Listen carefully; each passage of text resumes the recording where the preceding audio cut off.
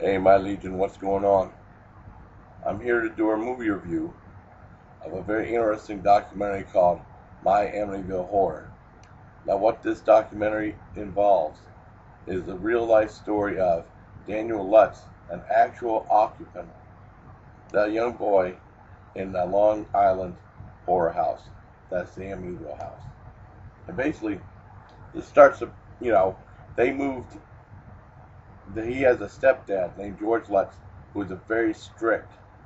He was his. When his parents originally got divorced, his mother married George Lutz, a very strict Marine, very abusive father, and they moved into the Amityville house after that. There was a big mass murder. You check out the movie Amityville 2: The Possession if you can. It's really good, and it really follows the story more accurately than the very original Amityville Horror does.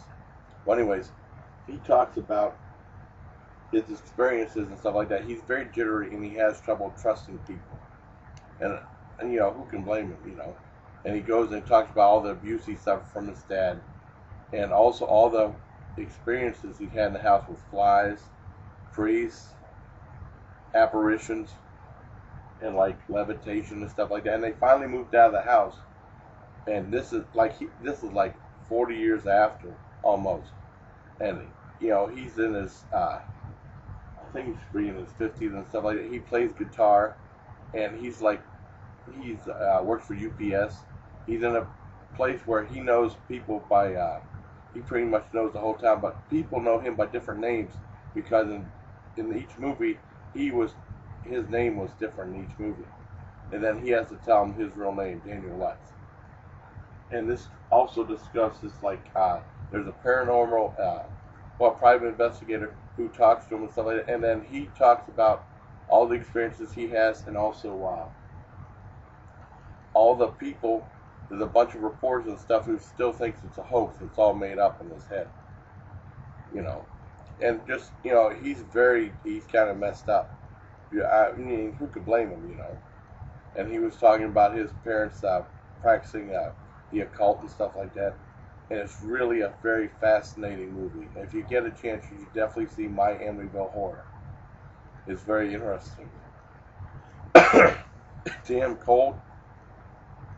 No, I mean it's really interesting. All the documentaries I got when I got my Roku, all the documentaries I've never heard of on Netflix, and that's one of them. It's called My Amityville Horror. It's definitely worth checking out, especially if you're interested in the story, anyways. And Amityville 2: The Possession is a very underrated movie. I think that was much better, probably the best of the Amityville movies I've seen. So, I highly recommend My Amityville Horror. If you see it on Netflix, cool, but I mean, you can probably find it somewhere.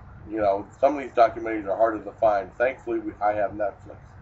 Most people have Netflix, so if you get a chance, definitely check out My Amityville Horror. So until next time, take care, my Legion. Yeah, something I forgot to mention. They were talking after the Lutzes left.